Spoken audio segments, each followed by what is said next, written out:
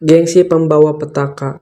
Eva dan Nina, saingan beratnya di geng sosialita komplek perumahan ribut di sebuah resto mewah. Keduanya sibuk saling jambak hingga membuat piring dan gelas berjatuhan. Suasana resto jadi heboh tak karuan. Nina masih saja heboh mengatakan Eva seorang sosial climber tak tahu diri. Suaminya hanya manajer keuangan, bukan direktur, tapi gaya selangit. Mereka selalu heboh tentang siapa yang paling populer dan paling kaya serta berkuasa di antara anggota sosialita lainnya. Situasi itu membuat pengunjung lainnya ada yang tertarik, terganggu, merekam dan pergi begitu saja. Tak lama datang seorang manajer resto yang meminta mereka berhenti atau dipanggil polisi. Manajer resto itu minta ganti rugi. Nina langsung todong Eva karena yang ngajak dan traktir hari ini kan Eva. Tapi kalau Eva gak sanggup, ya biar Nina aja yang bayar. Eva yang gede gengsi langsung menyela, iya sanggup, biayanya kecil lah. Nina aja tuh yang pengen kelihatan oke, mau sok bayarin. Eva kena masalah karena 2 kartu kredit yang ia gunakan untuk membayar diblokir. Eva kesal banget dan langsung telepon Rio, suaminya yang sedang bekerja. Eva gak mau tahu Rio harus bereskan masalahnya di resto karena ia gengsi harus ngurus masalah ini. Eva ancam ia akan datang ke kantor Rio untuk meminta uang cash jika Rio tak mendengarkannya. Rio bilang keuangannya juga sudah tipis di tinggal segini. Makan makanan Eva pasti gak murah juga kan? Eva gak mau tahu, Rio harus bereskan. Pakai dululah duit koperasi atau apapun di kantor. Belum sempat Rio menjawab, telepon dimatikan. Di rumah Eva siang itu Anita, anaknya yang duduk di bangku kelas 3 SMP, mau masuk ke SMA. Baru pulang sekolah, 2 orang pihak dealer mobil menanyakan di mana Eva dan Rio. Anita jawab, ayahnya sudah pasti di kantor lah. Ibunya sedang pergi, namun tak lama mobil Eva muncul. Eva mau mundur lagi tapi keburu disatroni pihak dealer mobil. Eva akhirnya turun. Eva diancam mobil harus ditarik karena sudah 2 bulan nunggak. Eva diberi waktu 4 hari lagi sampai masuk bulan ketiga untuk melunasi cicilan dan denda. Anita yang melihat itu jengkel sekali dan langsung masuk rumah tanpa menghiraukan Eva. Malam harinya, Eva sedang baca majalah sambil minum teh.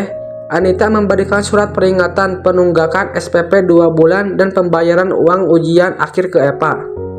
Eva bilang tunggu nanti Rio gajian, yang sabar. Eva kasih ultimatum. Masalah ini gak ada teman Anita yang tahu kan?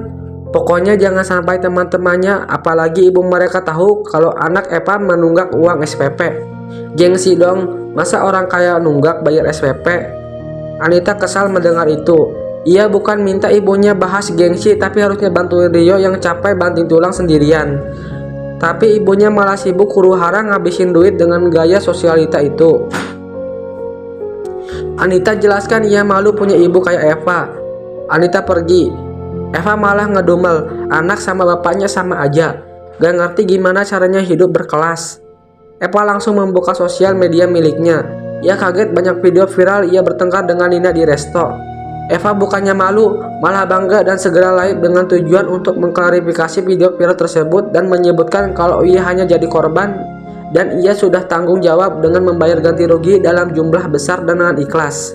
Beberapa temannya komen tentang kapan-kapan minta ditraktir, minta shopping bareng dan lain-lain. Eva bangga banget, banyak yang memujinya banyak uang, orang kaya beneran dan lain-lain. Rio pulang kantor dengan wajah lesu, bukannya disambut dengan baik. Eva malah marah-marah perihal kartu kredit yang dibekukan, tunggakan mobil dan debitnya yang tidak kunjung diisi lagi. Rio jelaskan bagaimana bisa semua Rio penuhi. Gaya hidup Eva itu besar pasak daripada tiang. Rio itu hanya seorang manajer keuangan yang gaji bulannya hanya 30 juta per bulan. Lagian perihal cicilan mobil, bukannya Rio tak mau bayar, tapi kan uangnya Eva yang ambil untuk beli HP model baru karena gak mau kalah sama Nina. Eva malah menyesali Rio yang kurang gercep mencari uang. Ya harusnya Rio bisa dong manfaatkan posisi sebagai manajer keuangan, pinjam dana kantor dulu kek. Rio aja yang gak panjang akal, gemes banget gak gesit jadi suami. Eva gak mau tahu, pokoknya dalam waktu 4 hari ini cicilan mobil harus udah lunas dan SPP Anita juga harus lunas. Eva gengsi kalau mobilnya sampai ditarik dealer. Dan lagi Eva gak mau dipanggil ke sekolah Anita karena masalah tunggakan SPP. Mau taruh di mana mukanya kalau geng sosialita tahu? Eva yang terus marah dan emosi, tak lama dadanya terasa sesak. Rio yang sadar hal itu jadi berubah khawatir. Rio cemaskan kalau jantung Eva kumat lagi kah? Rio langsung ajak Eva ke rumah sakit. Dokter nyatakan bahwa itu hanya sisa kambuhan karena pernah beriwayat sakit jantung. Yang penting Eva jangan dibuat stres dan emosi, karena itu akan sangat mempengaruhi jantungnya. Eva tersenyum picik dan bilang, makanya Rio jadi suami itu yang nurutlah sama istri, jangan bikin pusing. Rio pun terdiam pasrah. Rio di kantornya seorang diri menghitung jumlah semua tagihan cicilan yang harus ia bayar. Hampir 80% gajinya habis untuk bayar cicilan. Belum lagi ia harus nabung untuk kebutuhan masuk SMA Anita. Rio berdoa memohon petunjuk. Sampai akhirnya terbesit Rio meminjam uang koperasi karyawan saja karena jarang dipakai dan akan segera ia ganti jika sudah gajian.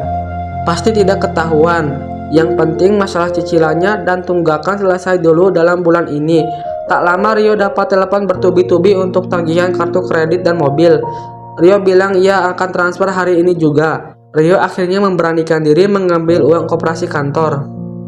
Mereka sedang arisan di sebuah mall mewah. Tak lupa Eva upload semua kegiatannya, upload foto dengan barang mewah, makanan mewah, dan kegiatannya di Instastory. Geng sosialita sedang bahas mobil keluaran terbaru dan sekolah anak-anak mereka. Ada brosur mobil dan brosur sekolahan. Salah satu ibu sosialita bilang akan beli mobil terbaru. Ia menunjuk ke sebuah mobil yang paling baru dan mahal di brosur. Nina yang juga ada di sana bilang, kalau ia sih sudah punya mobil itu, kan sudah ia pakai. Nina mencibir ke Eva. Sosialita lainnya jadi banggakan Nina. Tak lama satu orang wanita lain bahas akan menyekolahkan anaknya di sekolah internasional. Eva kaget. Awalnya Eva akan menyekolahkan Anita di sana, namun biayanya terlalu besar. Tapi jika ada temannya yang anaknya sekolah di sana, berarti Eva juga harus. Masa ia kalah? Belum selesai ibu itu membahas, Eva memotong dengan membicarakan fasilitas dan apa saja keunggulan sekolah itu dengan bangga. Karena ia sudah memasukkan Anita ke sekolah itu, yang lainnya berdecak kagum. Di rumah, Eva mendatangi Anita yang sedang belajar di kamarnya. Eva paksa Anita untuk masuk sekolah pilihannya. Anita menolak karena sekolah itu mahal. Kasihan Rio. Eva bilang gak usah kasihan, udah kewajiban ayah menyekolahkan anak di tempat terbaik. Sekolah ini demi Anita. Eva juga tunjukkan brosur mobil terbaru yang akan ia beli untuk nantinya mengantar Eva ke sekolah internasional terkenal. Anita makin dibuat jengkel. Semua yang dilakukan Eva itu bukan untuk Anita atau keluarga, tapi demi mempertahankan gengsinya. Pokoknya Anita mau SMA biasa aja, jadi ia bisa didapatkan beasiswa. Eva geram dan ancam Anita gak usah sekolah kalau gak mau nurut dengan apa pilihan Eva. Eva tunjukkan brosur mobil baru dan menunjuk mobil yang ia inginkan. Rio kaget, mana mungkin bisa ia ambil mobil itu. Mobil Eva aja belum lunas. Belum lagi cicilan kartu kredit yang besar tiap bulan dan juga uang sekolah dan uang makan yang jumlahnya setiap bulan melebihi gajinya. Rio menegaskan gajinya hanya 30 juta, tapi cicilan itu 40 juta per bulan. Uang dari mana? Dia sudah pusing. Eva harusnya ngerti. Ia mau mobil mewah itu, tapi mobil lama juga gak boleh dijual karena gengsi dong. Kita orang kaya masa beli mobil baru, mobil lama harus dijual? Rio sambil menahan kesal nyatakan kali ini gak akan nuruti Eva.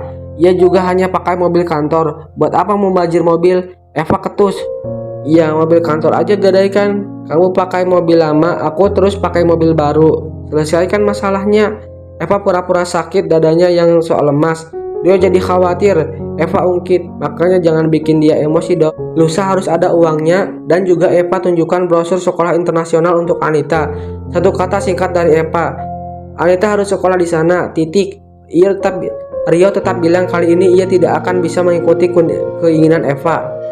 Rio tetap bilang kali ini ia tidak akan mengikuti keinginan Eva. Apapun yang terjadi, Eva harus terima keadaannya karena kondisi mereka sedang sulit. Eva jengkel, masuk kamar banting pintu. Eva tak kehilangan akal. Ia berpikir keras bagaimana cara untuk mendapatkan uang untuk DP mobil. Cicilan pertama dan DP mobil bayar sekolah Anita. Rasanya menggadaikan mobil kantor Rio itu tidak cukup. DP mobil dan cicilan pertama yang akan ia beli saja 500 juta lebih. Belum DP masuk sekolah Anita juga pasti lebih dari 100 juta. Masa ia harus jual berlian dan perhiasannya? Oh gak bisa dong, gengsi lah jual barang. Eva terpikirkan ide cemerlang untuk menggadaikan saja rumah yang ditempatinya. Eva datangi satu temannya yang seorang notaris. Eva minta dibuatkan surat kuasa palsu untuk menggadaikan rumah orang tua Rio. Rio punya satu kakak dan dua adik. Eva tunjukkan contoh tanda tangan mereka dan notaris setuju asal bayarannya oke. Eva bilang tenang, surat kuasa untuk hak milik dari Rio dan Eva. Segala tanggung jawab akan diserahkan kepada Rio nantinya. Eva senang sekali membaca isian surat kuasa itu. Dengan begini apapun yang terjadi, ia akan tetap di posisi aman. Eva lalu pergi ke bank untuk meminjam uang dengan menggadaikan rumah milik Rio. Rumah milik keluarga Rio. Sementara mobil dinas Rio, ia gadaikan di rentenir. Eva senang sekali ia punya banyak uang dan menjalankan niatnya untuk mengambil mobil baru dan bayar DP sekolah.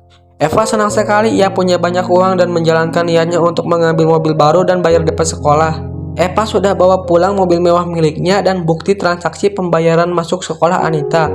Rio shock, dari mana Eva dapat uang sebanyak itu dalam waktu singkat. Eva bilang udah Rio tenang aja, dia udah atur dengan baik, makanya jadi suami itu yang gercep lah.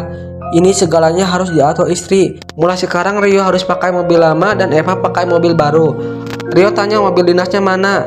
Kalau gitu biar ia kembalikan saja. Eva dengan santai bilang ia gadaikan ke rentenir. Jreng, Rio dibuat tercengang. Gak mungkin dengan gadai mobil kantor saja cukup untuk mobil dan DP sekolah. Eva jawab ia pinjam sertifikat rumah ortu Rio untuk jaminan. Ya silahkan Rio lunasi biar rumahnya gak disita. Rio terduduk lemas. Beberapa bulan berlalu, Rio ternyata tengah sibuk mengalokasikan dana yang bisa ia gunakan untuk menebus mobil kantor dari rentenir dan menebus sertifikat rumahnya dari bank. Berbagai dana Rio itu untuk dipinjamnya. Rio berhasil, namun tak lama ada beberapa orang audit mendatangi Rio dan membawa bukti kalau Rio melakukan korupsi. Rio langsung dipecat tidak hormat karena terbukti menyewenangkan uang kantor dan menggadaikan fasilitas kantor ke rentenir, sehingga Rio dituntut untuk membayar denda atau masuk penjara. Rio sudah bingung tak punya uang lagi, akhirnya dijebloskan ke penjara. Eva shock dengan kabar Rio masuk penjara. Lina yang tahu kabar itu langsung sebar gosip ke semua geng sosialita. Ya begitu kalau orang pas-pasan tapi hidupnya sok mewah. Lihat suaminya jadi masuk penjara kan demi ngikutin gaya istrinya yang selangit. Gak tahu diri banget sih ya. Eva berusaha sok tenang dan bilang kalau ia juga gak tahu ya kalau suaminya harus korupsi. Dia itu cinta banget sih sama Eva sampai gak mau Eva hidup susah. Beberapa ada yang simpati, tapi Nina dan beberapa lainnya malah mencemooh. Lina, Dian, Astri, kakak dan adik Rio yang tahu soal Rio masuk penjara langsung mendatangi Eva dan menanyakan apa yang terjadi. Kakak yang mereka kenal gak akan melakukan semua itu demi hidup mewah. Dian yang sudah lama tak menyukai Eva langsung ketus nanggepin semua pasti karena Eva. Astri langsung minta sertifikat rumah keluarga. Astri takut kalau Eva nekat menggadaikan untuk kepentingan Eva pribadi. Eva tersenyum picik. Telat, udah keburu digadaikan sama Rio kali, bukan dia. Semua tercekat, dia langsung emosi dan suruh Eva pisah sama Rio. Mereka gak sudi punya ipar gak tahu diri dan nyusahin, dan Eva harus bawa kembali sertifikat rumah mereka. Eva bilang semua atas nama Rio, jadi dia gak akan kena tuntut apa-apa. Astri dibuat makin geram. Eva harus cerai sama Rio, dan bilang ia juga masih hidup mewah kok tanpa Rio. Oke, cerai saja. Lagian malu juga punya suami napi. Anita pulang sekolah dan langsung masuk lalu menangis dan marah ke Eva. Padahal semua yang dilakukan Io selama ini demi Eva. Anita lebih malu punya ibu yang gengsinya selangit kayak Eva dibanding dengan ayahnya yang seorang napi. Astri ajak Anita untuk tinggal bersamanya. Eva tidak diizinkan menemui Anita lagi. Eva setuju. Ya udah bawa aja tuh anak sama bapak yang gak tahu kelas. Dia akan tenang hidup sendiri. Eva meminjamkan uang ke rentenir untuk menyewa sebuah rumah mewah sendirian. Ia meminjamkan STNK mobil mewahnya yang padahal masih kredit tapi bilangnya sudah lunas. Eva tetap ikut arisan geng sosialita meski keadaannya sudah sulit. Eva menyumbangkan diri meski jadi janda ia tetap bisa ikutan arisan. Ia tetap bisa hidup mewah. Jadi Eva itu emang orang kaya dari dulunya. Bukan karena Rio, Nina jengkel sekali dan ajak ibu-ibu lainnya untuk bubar aja. Ngapain ngumpul sama mantan istri napi yang gak tahu diri. Suatu hari Eva janjian bersama beberapa temannya untuk belanja barang branded. Eva sampai di sebuah pusat perbelanjaan. Ada beberapa SPG yang menawarkan parfum bermerek. Eva tergiur dan mencoba mencium beberapa sampel. Eva malah pusing dan pingsan. Ternyata beberapa temannya itu saling kerjasama untuk menjebak Eva. Tubuh Eva dibuang di jalan sepi dengan kondisi mengenaskan. Beberapa orang tak lama lewat dan teriak histeris melihat mayat. Beberapa hari kemudian, di penjara Rio membaca koran dengan headline, "Seorang wanita sosialita tewas sebagai korban sindikat jual beli organ setelah menghirup parfum bermerek." Rio beristighfar dan memohon Allah mengampuni segala dosa istrinya.